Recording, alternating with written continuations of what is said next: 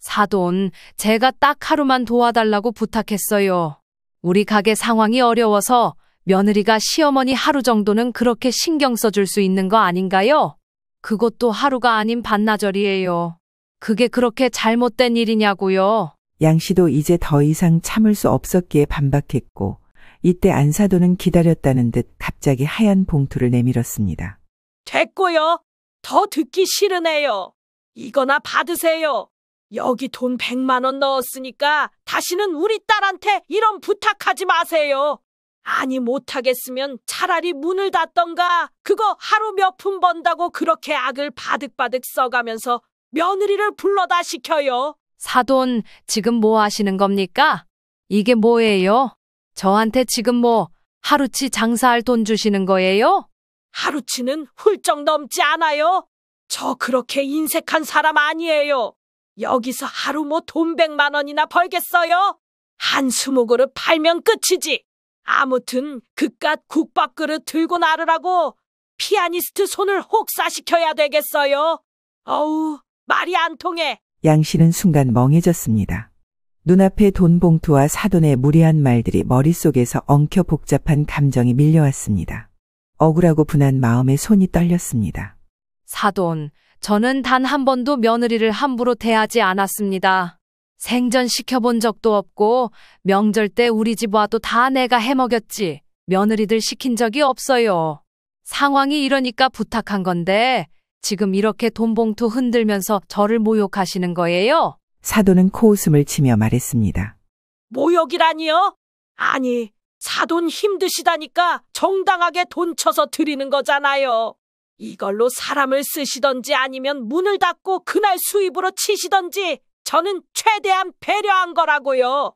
성의를 성의로 받을 줄 아셔야지. 사돈, 저는 돈으로 해결하고 싶은 마음 추호도 없어요. 그리고 제 가게는 제가 평생 피땀 흘려 이룬 자랑스러운 사업이라고요. 그깟 돈 100만 원으로 제 노력과 자존심을 모욕하지 마세요. 말은 그럴듯하게 잘하시네요. 저는 뭐 시집살이 안 해봐서 시어머니 속을 모르는 줄 아세요? 어차피 이 돈 안 받으시면 손해는 사돈이 보는 거예요. 이런 일에 우리 딸 절대 안 보낼 거니까요. 아무튼 두고 갑니다. 알아서 하세요. 그렇게 말하고 돌아서려는 사돈의 뒷모습을 보며 양 씨는 속으로 차오르는 억울함과 분노를 꾹꾹 삼켰습니다. 가게 안에서 이 상황을 목격한 손님들도 웅성거리기 시작했습니다. 올해 71세 양미자 씨는 새벽부터 뼈해 장국집을 운영하며 하루하루를 바쁘게 보내고 있었습니다. 재래시장 안에 위치한 양 씨의 가게는 인근에서 맛집으로 소문이 날 만큼 손님이 꾸준히 찾는 곳이었습니다. 하지만 이런 명성도 하루아침에 이루어진 것이 아니었습니다. 매일 새벽 6시에 문을 열어 오후 4시까지만 장사를 마치고 집으로 돌아가던 양 씨는 누구보다 성실하게 일해왔습니다. 직접 재료를 손질하고 손님들과 소통하며 단골을 만들어가는 과정은 고되었지만 양 씨에게는 작은 자부심이었습니다. 그러던 어느 날 김장철을 맞아 양 씨는 평소처럼 거래처에서 김치를 받으러 갔습니다.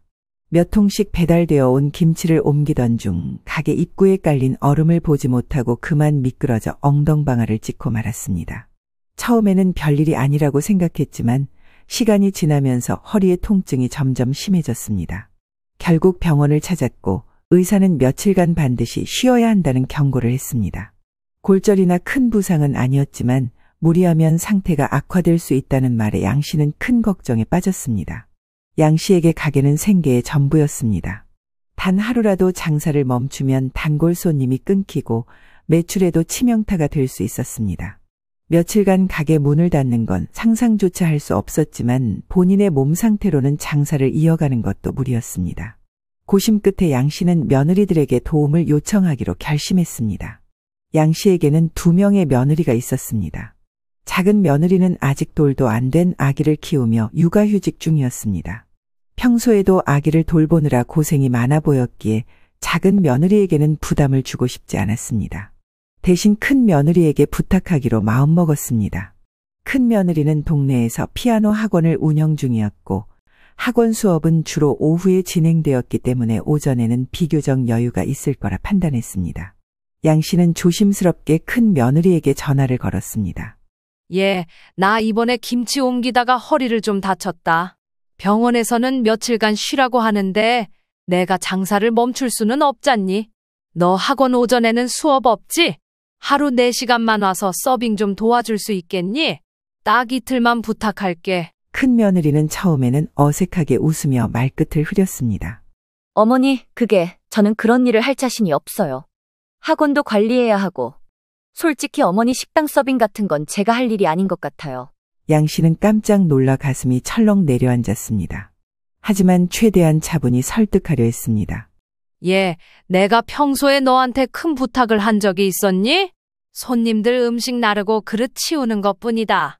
네가 시간을 내는데 큰 무리는 없을 것 같은데 정말 어렵겠어? 큰 며느리는 한숨을 쉬며 단호하게 대답했습니다. 어머니, 솔직히 이렇게 말씀드려서 죄송한데 이건 말 돌리지 않고 직접 말씀드려야 될 것 같네요. 저는 정말 안 하고 싶어요.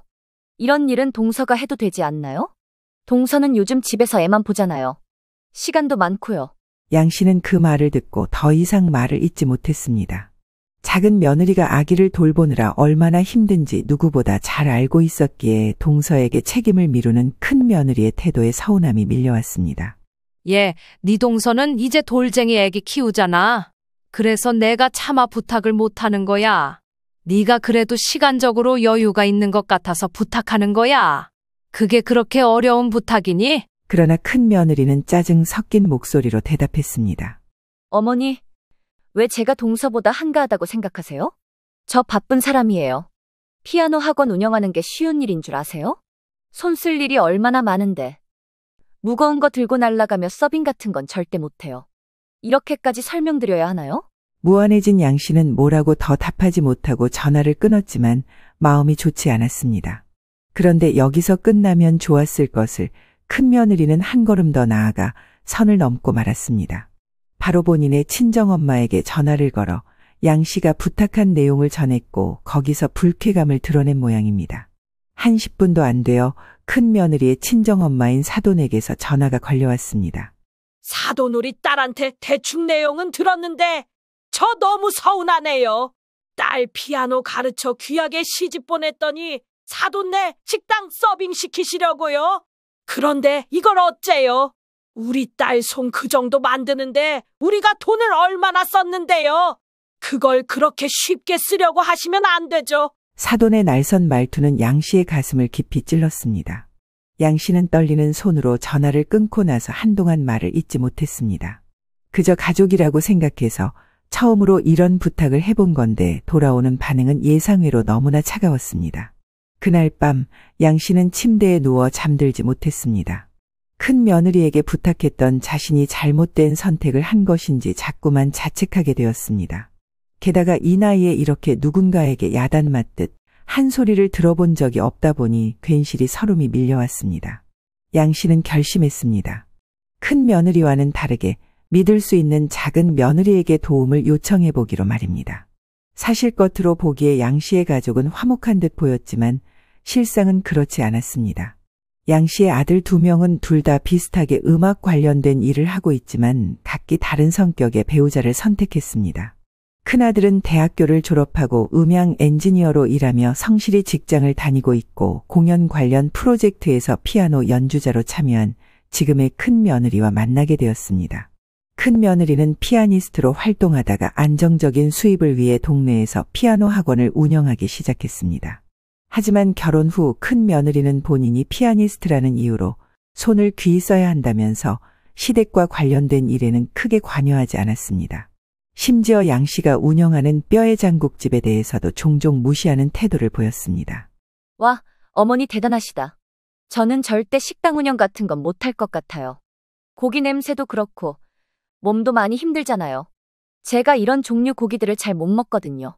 양 씨는 그런 말을 들을 때마다 마음 한구석이 답답했지만 가족 간의 불화를 만들고 싶지 않아 애써 넘기려 했습니다. 반면 작은 며느리는 전혀 다른 사람이었습니다. 큰 며느리와 5살 차이가 나는 작은 며느리는 본래 유치원 교사로 결혼 후에도 쭉 일을 해왔습니다. 하지만 출산 후 육아로 직장을 잠시 쉬게 되었고 현재는 돌도 안 된 아기를 키우며 바쁜 시간을 보내고 있었습니다. 바쁜 와중에도 집안 행사나 가게 일을 도울 일이 있을 때마다 적극적으로 나섰습니다. 어머니, 제가 도울 일 없을까요? 김장하실 때나 가게 일 필요하면 언제든 말씀하세요. 이번에 어린이집에서 애들이랑도 김장했는데 재밌더라고요. 선생님도 집에서 김장했다고 경험한 거 얘기해주고 싶어요. 필요하시면 저 부르세요. 작은 며느리의 이런 태도는 양 씨에게 큰 위안이 되었습니다. 큰 며느리는 그런 작은 며느리를 은근히 무시하곤 했습니다. 작은 며느리가 가게 일을 돕거나 집안일에 열심히 참여하면 큰 며느리는 무심한 듯 말했습니다. 우리 동서는 정말 부지런해. 어린이집에서 일해서 그런가? 애 키우는 것도 쉬운가 봐. 아우, 나는 좀 더 있다가 나아야겠다. 저렇게 애한테만 묶이면 아무것도 못하지. 양 씨는 그 말 속에 담긴 얄미운 뉘앙스를 느꼈지만 굳이 문제를 키우고 싶지 않아 그냥 넘기곤 했습니다. 하지만 마음 한편으로는 큰 며느리의 이런 태도가 점점 불편하게 느껴졌습니다. 게다가 큰 며느리의 친정엄마, 즉 사돈의 태도 또한 묘하게 양 씨를 힘들게 했습니다. 상견례의 자리에서부터 사돈은 피아노를 전공한 외동딸을 자랑하며 은근히 양 씨 가족을 무시하는 말을 던지곤 했습니다. 우리 딸은 어릴 때부터 재능이 남달라서 피아노 콩쿠르에서 상도 많이 받았어요. 아시겠지만 예술하는 사람들은 좀 다르잖아요. 뭐랄까, 손이 귀하다고 해야 하나? 양 씨는 그 말을 듣고 기분이 상했지만 아들 부부의 결혼을 축복하고 싶어서 그저 웃어넘겼습니다. 하도 딸이 잘났다고 하기에 그 당시 아들 입장에서 크게 꼴리지 않도록 나름 신혼집에도 힘을 보탰습니다. 그럼에도 사돈의 이런 뻣뻣한 태도는 계속되었습니다. 사돈, 제가 우리 딸내미한테는 손에 물 한 방울 안 묻히고 키웠어요. 예술하는 사람은 손이 생명이잖아요. 걱정할 일 없게 해주실 거죠? 하도 이렇게 단도리를 하는 바람에 양 씨는 쓴 웃음을 지었습니다. 이렇게 자기 엄마로부터 주입된 가치관 때문인지 큰 며느리는 자신이 해야 할 일조차도 모두 양 씨나 작은 며느리에게 미루는 경우가 많았습니다. 양 씨는 큰 며느리와의 이런 사소한 갈등이 쌓일 때마다 서운한 마음이 들었지만 큰아들이 행복하기를 바라는 마음에 참아왔습니다. 하지만 최근 김치를 옮기다 허리를 다친 사고로 인해 양 씨는 더 이상 참을 수 없는 지경에 이르렀던 겁니다.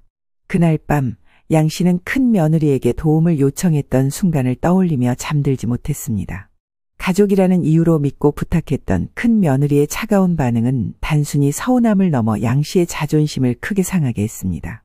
이 문제를 갖고 혼자 고민하지 않고 아들들, 며느리들 전체 있는 카톡방에 이야기를 했고 그렇게 된 결과 합의점이 만들어졌습니다. 큰 며느리와 작은 며느리가 하루씩 맡아 이틀간 도와주는 것으로 얘기가 된 겁니다. 큰 며느리는 첫날, 작은 며느리는 둘째 날에 각각 4시간씩 도와주기로 했습니다. 맘 같아서는 둘 다 시키고 싶지 않았으나 당장 그 시간대 일해줄 이모를 구하기도 어렵고 어찌되었건 신세를 지게 되었습니다. 그렇게 각각 하루씩 가게를 도와주기로 약속한 것에 안도하며 허리 부상으로 인해 버거워진 상황을 견디고 있었고 다음 날이 되었습니다. 양 씨는 아픈 허리를 잡고 겨우겨우 나와 새벽부터 간단히 가게 준비를 시작했습니다. 이 정도는 해놔야 큰 며느리가 왔을 때 어떤 걸 할지 부탁할 수 있으니까요. 근데 얘가 왜 전화를 안 받지? 분명히 8시까지는 오라고 했는데. 혹시 몰라 아들에게 전화를 해봤지만 아들도 새벽같이 나와서 모르겠다고 했습니다. 나도 잘 모르겠어요, 엄마. 간다고 말은 했는데 좀 있으면 오겠죠. 양 씨는 그 와중에 손님 맞이를 위한 재료 준비와 테이블 세팅을 마쳤지만 허리 통증 때문에 모든 동작이 느리고 힘들었습니다. 그런데 마음이 불안하게 시리 약속 시간이 가까워지고 심지어 손님이 한둘씩 들어오는데 큰 며느리는 여전히 나타나지 않았습니다. 양 씨는 전화를 걸었지만 신호음만 들릴 뿐 응답은 없었습니다. 점점 초조해지기 시작했지만 혹시 바쁜 일이 생긴 것이라 생각하며 스스로를 달랬습니다. 한 테이블, 2테이블씩 차기 시작하는데도 며느리는 오지 않았습니다. 사장님, 오늘은 혼자 하세요? 많이 바빠 보이시네요. 이 시간에 일하는 이모는 안 보이시네. 단골 손님이 걱정스러운 목소리로 묻자 양 씨는 억지로 웃으며 대답했습니다. 아, 도와줄 사람이 오기로 했는데 조금 늦나 봅니다. 금방 올 거예요. 이모는 오후 시간에 올 거예요. 제가 허리가 아파서 오전만 잠깐 봐주기로 했거든요. 그 대신에 며느리가 와서 같이 봐주기로 한 건데 이렇게 나타나지 않고 있으니 속이 타들어가다 못해 화가 났습니다. 허리는 끊어질 듯 아파오고 손님들은 들어오는데 어찌할 바를 몰랐기에 양 씨는 도저히 안 되겠어서 결국 다시 전화를 걸었습니다. 그 대상은 큰 며느리가 아닌 작은 며느리였습니다. 예, 정말 너무 미안한데 너 혹시 지금 좀 가게로 올 수 있니? 네 형님이 오늘 와주기로 해놓고 어디 있는 건지 아직도 안 왔다. 나 혼자서는 도저히 안 되겠어. 작은 며느리는 전화를 받자마자 곧장 대답했습니다. 형님 안 오셨다고요? 어머, 정신 없으시겠네요. 어머니, 제가 지금 갈게요. 아이는 저희 친정엄마한테 잠깐 맡길 테니까요. 조금만 기다리세요. 양 씨는 작은 며느리의 즉각적인 반응에 감동했지만 동시에 큰 며느리에 대한 분노와 실망은 더 커졌습니다. 그렇게 정신없이 손님을 받고 국밥을 나르고 보다 못한 손님들이 같이 들고 옮겨주던 중 30분도 채 지나지 않아 작은 며느리가 허겁지겁 가게로 들어왔습니다. 그러고 재빠르게 가게 상황을 한눈에 파악하더니 바로 손님 응대와 서빙에 나섰습니다. 어머니, 여기 밖에 줄 서 계시는 손님도 있어서 일단 빨리 여기를 치울게요. 그리고 주방에서 그릇 받아서 바로바로 내놓으면 될 것 같은데 어머니는 앉아서 쉬세요. 설거지는 제가 끝난 뒤 한꺼번에 처리할게요. 작은 며느리는 양 씨의 간단한 설명만으로도 척척 일을 처리하며 손님들의 주문을 받고 음식을 서빙했습니다. 한 손에는 음식 트레이를 들고 다른 손으로 테이블 정리를 하며 분주히 움직였습니다. 어머니, 오늘 국물이 조금 진한 것 같아요. 물을 조금 더 추가해서 조리할까요? 그러니? 아이고, 조금 짠가 보다. 그럼 그렇게 해줘. 네가 알아서 잘해줘서 정말 고맙구나. 작은 며느리의 부지런하고 성실한 모습에 손님들은 감탄했습니다. 사장님, 오늘 도와주시는 분이 정말 친절하시네요. 며느님이신가 봐요. 여기 자주 왔어도 처음 보네. 일도 싹싹하게 잘하시네요. 양 씨는 작은 며느리의 일하는 모습을 보며 뭉클한 감정을 느꼈습니다. 큰 며느리가 약속을 어긴 데서 받은 실망감이 여전히 남아있었지만 작은 며느리의 헌신과 노력은 그 상처를 잠시 잊게 해주었습니다. 오전 장사가 끝난 뒤 작은 며느리는 주방 정리와 청소까지 모두 마쳤습니다. 이후로 마지막까지 양 씨가 힘들지 않도록 배려하며 일을 마무리했습니다. 어머니, 오늘 하루 정말 고생 많으셨어요. 이제 오후 이모님 오시죠? 그땐 들어가서 쉬세요. 양 씨는 작은 며느리의 손을 꼭 잡고 말을 꺼냈습니다. 아가, 너 없었으면 오전을 어떻게 버텼을지 모르겠다. 정말 고맙다. 에이, 왜 그러세요, 어머니? 가족인데 당연히 해야죠. 너무 마음 쓰지 마세요. 그러고 2시쯤 교대하고 겨우 집으로 들어오는 길, 그렇게 옴짝달싹 무슨 짓을 해도 연락이 안 되던 큰 며느리로부터 전화를 받았습니다. 어머니, 정말 죄송해요. 오늘 급한 일이 생겨서 도와드리지 못했어요. 전화 못 받아서 정말 죄송해요. 양 씨는 화가 치밀었지만 일단 상황을 수습하기 위해 최대한 차분하게 대답했습니다. 그래, 너도 사정이 있었던 거겠지. 하지만 오늘은 정말 힘들었다. 내일은 반드시 와줘야 한다. 오늘처럼 펑크 내면 안 돼. 내가 지금 몸이 너무 힘들어서 내일은 잠깐 나갔다 들어갈 거야. 알겠어? 그런데 큰 며느리는 미묘하게 불만스러운 목소리로 대답했습니다. 알겠어요, 어머니. 그런데 제가 이런 일을 계속할 수는 없어요. 내일까지만 도와드릴게요. 우선 잘 알겠습니다. 양 씨는 깊은 한숨을 내쉬며 대답했습니다. 그래, 내일은 반드시 와야 한다. 약속 꼭 지켜야 한다. 전화를 끊고 양 씨는 깊은 피로감과 서운함을 느꼈습니다. 작은 며느리의 헌신적인 태도와는 달리 이렇게 하나부터 열까지 계산적인 큰 며느리의 태도란 양 씨 마음에 깊은 상처를 남겼습니다. 그나마 작은 며느리와 함께한 하루를 떠올리며 어느 정도는 위로가 되었던 것입니다. 그런데 이런 기분을 만끽할 새도 없이 다음날 사건이 크게 터져버렸습니다. 이 사건들을 연달아 겪으면서 양 씨는 차라리 허리가 아예 난리가 나버리는 게 낫지 정신적으로 이렇게 힘든 상황이 되다니 기가 막힐 따름이었습니다. 일단 다음날 아침이 되었고 양 씨는 큰 며느리가 제 시간에 올 거라 믿으며 새벽부터 가게를 준비했습니다. 작은 며느리가 전날 모든 일을 도와주었기에 큰 며느리가 와서 약속을 지킨다면 오늘 하루도 무사히 넘길 수 있으리라 생각했습니다. 약속 시간이 되자 드디어 큰 며느리가 도착했습니다. 그러나 문을 열고 들어오면서부터 표정이 굳어 있었고 짜증이 섞인 목소리로 말을 꺼냈습니다. 어머니, 저 정말 이 일이 내키지 않아요. 하지만 약속했으니까 하루는 도와드릴게요. 거듭 말씀드리지만 오늘 말고 더 이상은 힘들어요. 저 진짜 힘들게 시간 뺐어요. 양 씨는 이때부터는 점점 기분이 불쾌해져 굳이 대답하지 않았습니다. 큰 며느리는 이 부분까지 마음에 들지 않았던지 이후로 더 틱틱대며 서빙을 시작하면서도 불만을 드러냈습니다. 그러고 기어이 사고를 쳐버린 겁니다. 트레이를 들고 테이블로 가던 큰 며느리는 입이 대빨 나와서는 튀어나온 테이블 사이를 짜증스레 지나가더니 그만 국밥을 손님 테이블에 쏟아버렸습니다. 아니, 뭐 하는 거예요? 제정신이에요? 이게 뭐야? 어머, 죄송해요. 이런 제가 실수를 했네요. 진짜 죄송해요. 이거 어떡해요, 어머니? 양 씨는 깜짝 놀라며 서둘러 다가갔습니다. 얘야, 조심해야지. 테이블에 다 엎질러졌잖아. 손님, 정말 죄송합니다. 바로 새 국밥을 준비해 드릴게요. 손님은 당황하며 테이블을 닦았고 다행히 옷까지는 튀지 않았으나 얼굴에는 불쾌함이 가득했습니다. 처음 오신 분인가? 이런 일이 익숙치 않으신 것 같은데 조심 좀 하세요. 여러 사람 잡으시겠네요. 네? 저 여기 처음 온 거 맞아요. 이런 일 안 해봤고 앞으로도 할 일 없어요.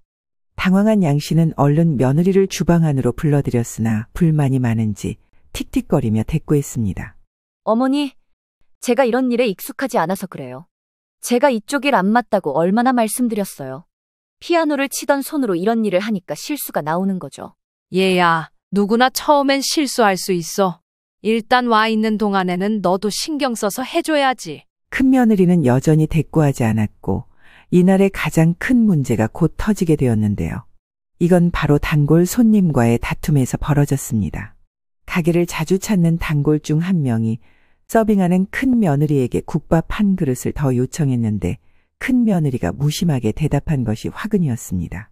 여기요, 국밥 하나 더 주세요. 곧 사람이 또 올 거라서 깍두기도 좀 더 많이 주시고요. 아, 조금만 기다리세요. 지금 주문이 밀려서. 정신없는데. 이따 다시 말해주세요. 네? 뭘 이따 다시 말해요. 지금 말했으니까 메모해두면 되잖아요. 아니, 저 지금 바쁘다고요. 천천히 좀 말해주세요. 뭐 어쩌라는 거야. 순간 단골 손님은 당황스러운 표정으로 큰 며느리를 바라보며 불만을 표했습니다. 아니 이거 참, 이 가게에서 이런 태도는 처음이네요. 늘 친절하게 대해주시던데 오늘은 왜 이렇게 퉁명스러운 거죠? 제가 뭐 잘못했나요? 전 여기서 원래 일하던 사람이 아니니까요. 그냥 오늘 하루 도와주러 온 거고요. 너무 많은 걸 바라지 마세요. 이 말을 들은 단골 손님은 화가 나서 목소리를 높였습니다. 뭐라고요? 네 참, 말 같지 않아서 이런 말까지 듣고 밥 먹기 싫네요. 다른 날 다시 올게요. 주문 취소해 주세요. 양 씨는 그 상황을 목격하고는 급히 다가가 중재하려 했습니다. 정말 큰 며느리 때문에 시간이 왜 이렇게 길게 느껴지는지 잠깐 주방에 앉아있을 새도 없었습니다. 손님, 정말 죄송해요. 저한테 말씀해 주세요. 네? 저기 하나 더라고 하셨죠? 같이 준비해 드릴게요. 하지만 이미 화가 난 손님은 불쾌한 표정을 감추지 못한 채 테이블을 박차고 나가버렸습니다. 이 모든 상황이 겹치며 양 씨는 큰 며느리에게 심각하게 얘기해야겠다고 마음먹은 와중에 적반하장도 유분수지 큰 며느리가 스스로 폭발해버렸습니다. 저 그만 가보면 안 될까요? 어머니 금방 가신다더니 계속 계시는 걸 보니? 제가 여기 왜 있는지 모르겠어요. 별로 도움도 안 되는 것 같은데 그만 가볼게요. 어우, 고기 냄새. 진저리가 나네 진짜. 그렇게 옷을 집어들고 나가버린 큰 며느리를 보며 양 씨는 원망과 비난 이전에 차라리 없는 게 낫단 생각이 들었습니다. 홀에 흩어진 그릇과 뒤죽박죽된 주방을 보며 도저히 손을 댈 엄두조차 나지 않았던 것입니다. 그러던 차에 작은 며느리로부터 전화가 걸려왔습니다. 어머니, 오늘 저 오후에 도와드리기로 했는데 좀 일찍 가볼까 해서요. 아직 가게에 계시죠? 그래, 나 혼자 있어. 너 지금 어디쯤이냐? 어제부터 연속으로 이렇게 신세를 지내. 왜 혼자 계세요? 그리고 오늘은 제가 원래 가기로 한 날이잖아요. 금방 갈게요, 어머니. 그렇게 얼마 안 되어 곧장 뛰어든 작은 며느리는 숨소리는 가쁘고 이마엔 땀이 맺혀 있었지만 표정은 단호하고 의지가 강해 보였습니다. 어머니, 왜 자꾸 돌아다니세요? 허리 안 좋으시잖아요. 앉아 계세요. 지금부터는 제가 알아서 할게요. 양 씨는 작고 체구도 아담한 작은 며느리가 가게 한가운데 서 있는 모습이 어찌나 든든해 보이던지 안도의 한숨을 내쉬며 자리로 돌아갔습니다. 작은 며느리는 뒤엉켜 있는 주방의 접시와 남은 반찬통, 홀에 엉망으로 놓인 빈 그릇들을 보자 그녀는 짧게 고개를 끄덕이며 손을 걷어붙였습니다. 그렇게 단순히 일을 돕는 수준을 넘어 양 씨가 미처 생각하지 못했던 부분까지 세심히 챙겼습니다. 주문이 몰릴 때는 재빠르게 손님을 응대하며 분위기를 안정시켰고 부족한 재료는 미리 체크해 다음날 준비까지 생각했습니다. 제가 내일 장사할 때 필요한 것들 메모해놨어요. 어머니, 이게 맞는지 모르겠지만 한번 봐주세요. 그리고 오늘은 제가 다 정리하고 갈게요. 어머니는 먼저 들어가세요. 작은 며느리의 다정한 말투와 믿음직한 태도에 양 씨는 울컥함이 밀려와 눈물이 나올 뻔했습니다.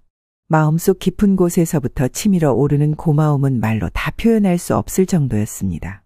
그리고 도저히 화를 참을 수 없었던 양 씨는 일단 큰 며느리에게 전화를 걸었고 받자마자 바로 소리를 질렀습니다. 내가 장사 끝낼 때까지 참고 있다가 이제 나와서 전화하는 거야. 그따위로 할 거면 차라리 나오지를 말던가? 뭐 하는 짓이냐? 나 이거 못해요. 저것도 싫어요. 하고 시위하는 거야 뭐야? 아니 정당히 노동해서 벌어먹고 산다는데 귀한 손이 어딨고 안 귀한 손이 어딨냐? 어머니 왜 갑자기 화를 내고 그러세요? 일단 제가 약속은 지켰잖아요. 애초에 못하겠다는 사람 끌어다 놓고 일 시키신 게 누군데요? 너 나이가 40을 먹었으면 어지간한 일은 책임질 줄 알아야 하는 거야. 네 시애미 가게를 그따위로 만들어 놓고도 전화 한 통 없어? 죄송하다는 소리 한마디도 없어. 그러고도 아주 고귀하고 우아하게 납셔서 좋겠다. 양 씨는 정말 생전 처음으로 누군가에게 이렇게 거칠게 소리를 질러봤습니다. 애지간하면 큰 며느리와의 일은 조용히 덮고 넘어가려 했지만 생각할수록 화병이 나서 숨이 헐떡거렸고 큰 며느리를 어떻게 하면 좋을지 대책이 없었던 겁니다. 그렇게 할 말만 하고 전화를 확 끊어버린 뒤 택시를 타고 집으로 들어와 워낙 요 며칠 무리를 해서 그런지 정신없이 양 씨는 잠에 빠져들었습니다. 그리고 다음 날이 되어 이날은 일찍이 이모들이 온다고 하기에 잠깐 살펴만 보러 나갔습니다. 그런데 돌연 가게 문이 벌컥 열리더니 큰 며느리의 친정엄마, 즉 안사돈이 성큼성큼 걸어 들어오는 것입니다. 갈색 모피코트를 길게 걸치고 들어오는 순간부터 코를 찡그리더니 양 씨와 눈이 마주치자마자 괴팍하게 소리를 질렀습니다. 아, 사돈 거기 계셨어요. 저기 우리 딸한테 대체 무슨 짓을 하신 거예요? 네? 사돈 그게 무슨 말씀이세요? 제가 뭘 어쨌다고 그러십니까? 사돈은 눈을 부릅뜨고 거침없이 말을 이어갔습니다. 우리 딸이 어제 사돈 가게 일을 도우러 나갔다가 그날 밤 얼마나 속상해했는지 아세요? 피아노 학원 운영하고 강의 준비하느라 바쁜 우리 딸을 이런 데서 고생시키고 제가 그렇게 말했잖아요. 얘한테 꾸준히 시키지 말라고요. 사돈, 제가 딱 하루만 도와달라고 부탁했어요. 우리 가게 상황이 어려워서 며느리가 시어머니 하루 정도는 그렇게 신경 써줄 수 있는 거 아닌가요? 그것도 하루가 아닌 반나절이에요. 그게 그렇게 잘못된 일이냐고요? 양 씨도 이제 더 이상 참을 수 없었기에 반박했고 이때 사돈은 기다렸다는 듯 갑자기 하얀 봉투를 내밀었습니다. 됐고요. 더 듣기 싫네요. 이거나 받으세요. 여기 돈 100만 원 넣었으니까 다시는 우리 딸한테 이런 부탁하지 마세요. 아니 못하겠으면 차라리 문을 닫던가. 그거 하루 몇 푼 번다고 그렇게 악을 바득바득 써가면서 며느리를 불러다 시켜요. 사돈, 지금 뭐 하시는 겁니까? 이게 뭐예요? 저한테 지금 뭐 하루치 장사할 돈 주시는 거예요? 하루치는 훌쩍 넘지 않아요. 저 그렇게 인색한 사람 아니에요. 여기서 하루 뭐 돈 100만 원이나 벌겠어요? 한 20그릇 팔면 끝이지. 아무튼 그깟 국밥 그릇 들고 나르라고 피아니스트 손을 혹사시켜야 되겠어요. 어우, 말이 안 통해. 양 씨는 순간 멍해졌습니다. 눈앞에 돈 봉투와 사돈의 무례한 말들이 머릿속에서 엉켜 복잡한 감정이 밀려왔습니다. 억울하고 분한 마음에 손이 떨렸습니다. 사돈, 저는 단 한 번도 며느리를 함부로 대하지 않았습니다. 생전시켜본 적도 없고 명절 때 우리 집 와도 다 내가 해먹였지 며느리들 시킨 적이 없어요. 상황이 이러니까 부탁한 건데 지금 이렇게 돈봉투 흔들면서 저를 모욕하시는 거예요. 사돈은 코웃음을 치며 말했습니다. 모욕이라니요? 아니, 사돈 힘드시다니까 정당하게 돈 쳐서 드리는 거잖아요. 이걸로 사람을 쓰시던지 아니면 문을 닫고 그날 수입으로 치시던지 저는 최대한 배려한 거라고요. 성의를 성의로 받을 줄 아셔야지. 사돈, 저는 돈으로 해결하고 싶은 마음 추호도 없어요. 그리고 제 가게는 제가 평생 피땀 흘려 이룬 자랑스러운 사업이라고요. 그깟 돈 100만 원으로 제 노력과 자존심을 모욕하지 마세요. 말은 그럴듯하게 잘하시네요. 저는 뭐 시집살이 안 해봐서 시어머니 속을 모르는 줄 아세요? 어차피 이 돈 안 받으시면 손해는 사돈이 보는 거예요. 이런 일에 우리 딸 절대 안 보낼 거니까요. 아무튼 두고 갑니다.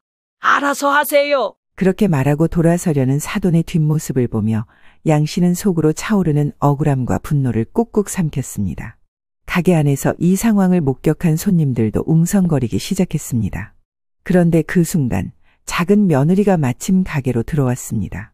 이미 입구에서 이 상황을 눈치챘던 건지 곧장 양 씨 옆으로 다가왔습니다. 어머니, 무슨 일이세요? 얼굴이 안 좋으신데요. 저기, 형님 친정어머님이신 거죠?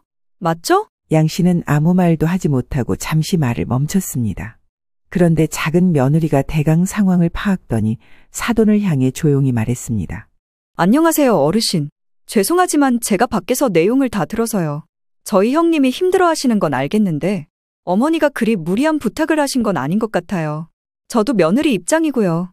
지금 말씀하신 건 사과해 주시면 좋겠는데요. 사돈은 작은 며느리의 말을 듣고 얼굴이 일그러졌지만 더 이상 말을 이어가지 않고 자리를 떠나버렸습니다. 양 씨는 봉투를 바라보며 복잡한 마음이 들었지만 작은 며느리의 진심 어린 말과 행동이 그나마 위로가 되었습니다. 아가, 그나마 너가 이 상황에 있어서 내가 이렇게 버티는구나. 고맙다. 이후로 양 씨는 가게 안에서 먼 산을 보며 큰 며느리와 사돈의 태도를 다시금 떠올렸습니다. 그러고 몇 주간은 허리 회복에 신경을 썼고 조금 잠잠해진 이후 가족 회의를 소집하게 되었습니다. 큰 며느리는 정말 아무 일도 없었던 듯 이후로 아무 연락도 무엇도 없이 지내고 있었지만 양 씨는 하루하루 마음에 중대한 결심을 되새겼습니다. 이번에 크게 번진 큰 며느리와의 갈등을 더 이상 참기만 할 수는 없다는 결론을 내린 겁니다. 그래서 단톡방에 통보식으로 말했습니다. 다들 토요일 저녁에 우리 집으로 와라. 중요하게 할 얘기가 있으니 7시까지 오고 밥들은 알아서 해결하고 와. 허리가 아직도 안 좋아서 뭐 해먹일 상황이 아니다. 아무튼 7시까지 와. 그리하여 이날의 회의는 양 씨의 집안 거실에서 열렸습니다. 큰 며느리는 그날 이후로 양 씨와 얼굴을 마주한 게 처음이라 아무래도 거북한 듯 했습니다. 회의 시작 전부터 팔짱을 끼고 불만스러운 표정을 감추지 못했습니다. 작은 며느리는 평소처럼 차분한 모습으로 자리를 지켰고 양 씨의 아들 둘은 눈치를 보며 묵묵히 앉아 있었습니다. 양 씨는 천천히 입을 열었습니다. 오늘 너희들을 부른 건 돌아가신 니들 아빠랑 지금까지 쭉 읽어온 이 뼈 해장국집 때문이야. 나도 이제 나이가 들어가고 이 가게를 계속 혼자 운영하는 게 쉽지 않다. 앞으로 어떻게 해야 할지 생각이 많다. 큰 며느리는 자기에게 발언권이라도 있는 양 갑자기 끼어들었습니다. 어머니, 그냥 가게를 정리하시는 게 어떻겠어요? 요즘 같은 세상에 언제까지 이런 장사를 하시려고요? 이번에 아셨겠지만 이제 돌아가며 돕고 그런 거 못해요. 사람을 쓰시는 건 또 수지가 안 맞잖아요. 양 씨는 큰 며느리의 말을 들으며 잠시 침묵하다가 결단력 있는 목소리로 대답했습니다. 예, 그건 내가 결정하는 거야. 네 돌아가신 시아버지랑 내가 일군 가게고 팔지 말지는 내가 정하는 거라고. 왜 네가 여기 나서니? 큰 며느리는 갑작스러운 정색에 살짝 당황한 듯했지만 여전히 비꼬듯 말했습니다. 아내, 마음대로 하세요. 제가 뭐라고 했나요? 그럼 계속 어머니가 하시겠다는 거죠? 대신 저는 부르지 말아주세요. 동서랑 어떻게 하시던 그건 제가 알 바 아니고요. 양 씨는 큰 며느리의 말을 무시하며 이어갔습니다. 내가 오늘 너희를 부른 건 니들 의견 들으려고 하는 거 아니고 마음속으로 이미 결정을 내렸어. 작은 애에게 이 가게를 물려주고 싶어. 큰 며느리는 말을 잠시 멈추더니 씩 웃으며 말했습니다. 어머, 잘 생각하셨네요, 어머니. 동서가 여기 일에는 딱이죠. 알아서 잘하겠는데요? 하면서 2대 3대. 아니 2호점 3호점 늘려가면 딱이겠다. 잘 됐다 동서. 완전 축하해. 양 씨는 큰 며느리의 비아냥거림의 표정 하나 바꾸지 않고 계속 말했습니다. 여기서 끝나는 게 아니야. 내가 상가 하나를 갖고 있는데 거기에 지금 뼈 해장국집을 이전시켜서 작은 애가 본점으로 운영하게 할 계획이야. 이 말에 아들 며느리 다 놀라는 눈치였습니다. 상가 얘기는 여지껏 한 적이 없었기 때문입니다.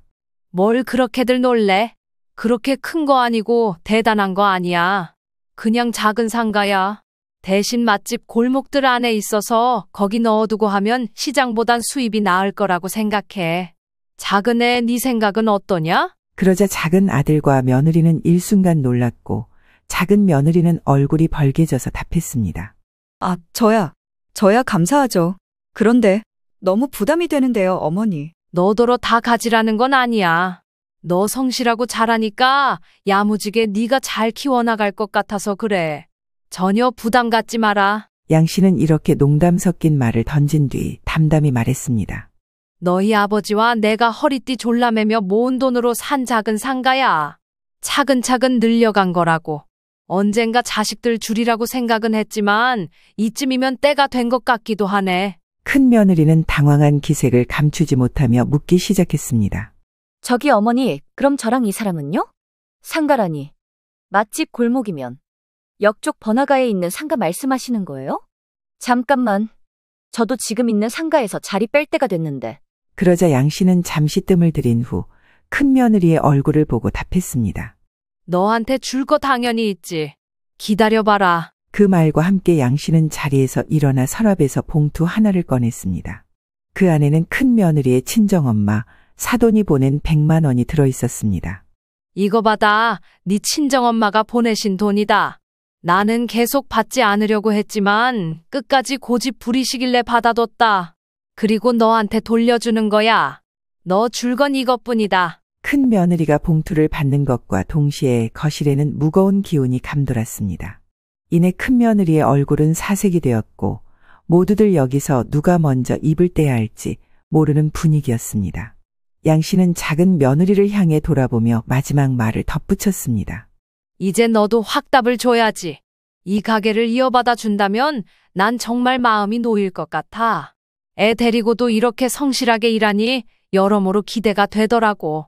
맡아서 잘해줘라. 이때 작은 며느리는 여러모로 찡했던지 울컥한 얼굴로 답했습니다. 아, 네, 어머니. 제가 잘할 수 있을지 모르겠지만 맡겨주신다면 최선을 다해보겠습니다. 정말 감사합니다. 양 씨는 작은 며느리의 손을 꼭 잡으며 고개를 끄덕였습니다. 큰 며느리는 아무 말도 하지 못한 채 울그락불그락한 얼굴로 봉투를 손에 들고 확 일어나더니 그대로 자리를 떴습니다. 아마 그 자리에서 뭔가 따지고 싶었겠지만 그 자존심에 자기가 평소 무시하던 동서와 시어머니 앞에서 뭔가 더 말할 수 있는 상황은 아니었습니다. 큰아들 역시 난감한 얼굴이었지만 일이 이렇게 되도록 알면서 아무런 대처도 하지 않은 큰아들이란 양 씨 눈에 똑같이 보였습니다. 큰아들에게 잘해줘봤자 큰며느리한테 넘어갈 텐데 잘난 지들 둘이서 알아서 살아가길 바랬습니다. 이날 회의가 끝난 뒤 양 씨는 마음 한편으로 후련함을 느꼈습니다. 자신이 옳은 결정을 내렸다는 확신과 함께 앞으로의 가족과의 관계를 다시 정리해야겠다는 다짐을 했습니다. 이후로 새로운 상가의 본점을 오픈한 작은 며느리는 예상대로 뛰어난 경영 솜씨를 발휘했습니다. 양 씨와 함께 뼈의 장국집을 6개월가량 밀착해서 같이 운영해 보았고 여기서 터득한 노하우를 가지고 착실하게 본점을 운영했습니다. 작은 며느리는 특유의 부지런함과 친절함으로 손님들의 신뢰를 얻었고 가게는 개업 몇 달 만에 단골 손님들로 북적이기 시작했습니다. 여기 새로 오픈한 가게가 예전 시장 뼈해장국집이랑 같은 집이라면서요? 사장님이 바뀌었는데 맛은 여전하고 더 깔끔해졌대요. 그렇다더라고. 사장님도 엄청 친절하다고 하더라고. 한번 가보자. 단골들 사이에 긍정적인 소문이 퍼지면서 작은 며느리가 운영하는 본점은 점차 지역 맛집으로 자리 잡았습니다. 작은 며느리는 손님 한 명 한 명에게 정성을 다하며 양 씨가 전수한 노하우를 활용해 가게를 번창시켰습니다. 이렇게 잘 되는 가게를 보며 양 씨는 여러모로 뿌듯했고 의도치 않게 대가 이어지고 있음에 가슴이 벅차왔습니다. 아가, 네가 이렇게 잘해주니 내가 마음이 편하다. 이제는 내가 없더라도 이 가게는 든든할 것 같구나. 저야말로 너무 감사해요. 국밥집은 우리나라 식당 중에서 진짜 만능인데 저도 어릴 때 아빠 따라다니면서 꽤 많이 먹었거든요. 저희 친정에서도 저보고 좋겠다고 시어머니가 해장국집을 하시다니 소위 금수저, 아니 국수저나 다름없다고 축하해 주셨어요. 아이고, 그건 또 무슨 말이냐, 국수저가? 하여간 별 말들도 다 있다. 주변 사람들도 다 저를 부러워해요. 시어머니가 대단하신 분이라고요. 좋은 거 물려받았다고 엄청 축하해 주거든요. 이렇게 양 씨와 작은 며느리의 관계는 더없이 돈독해졌고 두 사람의 협력은 가게 운영에도 긍정적인 영향을 미쳤습니다. 한편 큰 며느리는 양 씨와의 갈등 이후로 더 이상 시댁에 발을 들이지 않았습니다. 피아노 학원 운영에만 집중하겠다며 연락을 끊고 살았지만 학원의 상황은 점점 나빠졌습니다. 게다가 큰 며느리는 특유의 예민한 성격으로 인해 학부모들과 갈등을 빚는 일이 많았습니다. 학원비 관련 문제로 학부모와 언성을 높이거나 아이들에게 지나치게 엄격하게 대하는 모습이 소문이 나면서 학원생이 점차 줄어들었습니다. 큰 며느리는 학원 운영이 점점 어려워지자 결국 학원을 접게 되었습니다. 수입이 끊기고 생활이 어려워지자 비로소 과거의 행동을 돌아보며 후회하기 시작했습니다. 결국 큰 며느리는 양 씨에게 1년 만에 전화를 걸어 참 일찍도 사과했습니다. 어머니, 저예요. 정말 죄송해요. 저희 엄마도 그때 좀 심했었고, 저도 너무 철없게 굴었던 것 같아요. 그동안 많이 속상하셨을 텐데 제가 너무 늦게 사과드리네요. 양 씨는 큰 며느리의 말을 조용히 듣기만 했고 별다르게 답하지는 않았습니다. 단지 뭐라고 말하는지 궁금해서 가만히 있었을 뿐입니다. 그런데 참 뻔뻔하게도 큰 며느리는 이어서 본론으로 들어갔습니다. 어머니, 제가 지금 학원 갈 자리가 없어서 그러는데 혹시 상가 자리 하나만 내주실 수 있을까요? 저 다시 학원을 열어보려고요. 정말 열심히 해볼게요.